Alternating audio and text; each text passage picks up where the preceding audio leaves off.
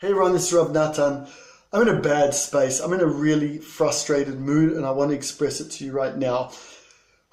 There are so many couples that I've heard from in the past 2 weeks who are giving up. They're giving up on their relationship. They're giving up on themselves. They're giving up on each other. They're giving up on creating a home full of peace where their children should grow up understanding what a relationship, what a husband and wife actually are. They're giving up. They're throwing it all away. You know, the Talmud tells us that it is as difficult, whatever that means, for God to split the sea as it is for him to put two people together to create a marriage. That's how much focus, that's how much energy God puts into your marriage. The same as he did to split the sea. And we're sitting back and going, oh, I'm too lazy, I can't be bothered, they're not trying, so I'm not going to try, they're not investing, so I'm not going to invest. Come on, people, go back to kindergarten. You know, in kindergarten, many people are more mature, many kids are more mature about their relationships than we are. Moshe hit Sarah on the head with a toy. Teacher comes, tells Moshe that's not a good thing to do, come and apologize to Sarah. Moshe apologizes to Sarah and then they go and play together. But we hear, she said, my wife said to me this, my husband didn't do this for me. For 3 weeks we don't talk to each other. What? Go back to kindergarten and learn from Moshe and Sarah. You know, if your child is having trouble in homework, it happens to me all the time. I unfortunately passed on my lack of schooling knowledge to my children. When my child is struggling with a math sum, when your child is struggling with a math sum, and you're going to sit down with them and say, you know what, I know you don't understand, let's burn your books, let's just throw it all away, give up, I know it's difficult, there's a boundary for you, right? Okay, let's just give up because that's the way that we're going to succeed in life. There's no way you'd do that. You'd sit down with them, you'd say, hold on, let's look at this algebra in a different perspective. Let's try and look at it a different way from someone else's perspective. Or let's research it, let's look it up on Google, let's pull out our books, try and understand it better. Or you know what?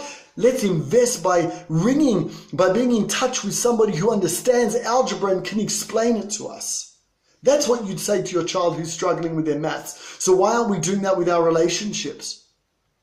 With our relationships, let's try and look at everything at a different angle. Let's look at it from our spouse's perspective. Let's research. Let's try and understand. How do we research our spouse? Be a doctor. Ask questions. What do you mean by that? Why? How? When? Ask questions. Understand your spouse. Struggle to understand them. Research. And number 3, if you're not succeeding, then invest and find someone that can help you. A priest, a rabbi, a psychologist, a therapist, whatever it is.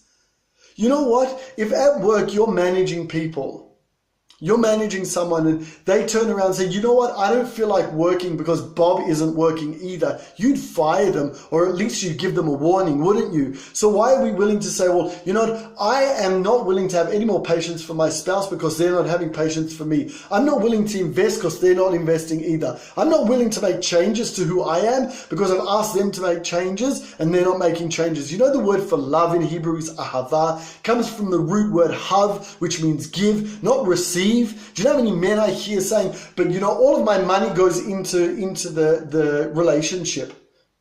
It's all my money. I'm just giving all the time. You know how many women I hear saying, but I'm giving to my children all the time. I'm giving to my spouse all the time. When am I going to get? That's not what love's about.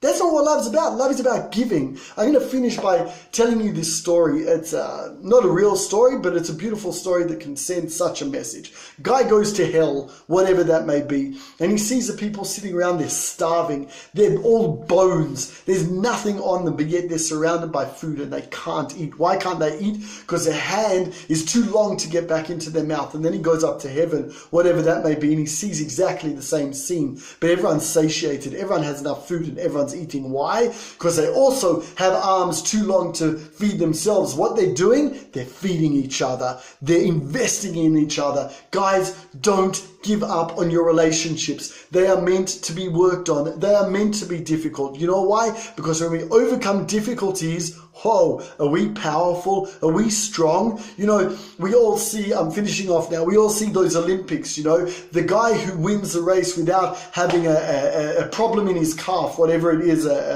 You know what I mean? He's great, but the guy who's having a stretched calf muscle and hobbles over the line and his partner's carrying him over, that's what hits the news. That's what's inspirational. Well, if it's inspirational on the Olympics, why isn't it inspirational in our own home? Pick up your spouse who's having a cramp. Help them over the line. Help them over the line. It's going to inspire your children to have healthy relationships where they understand that love is about giving and not taking.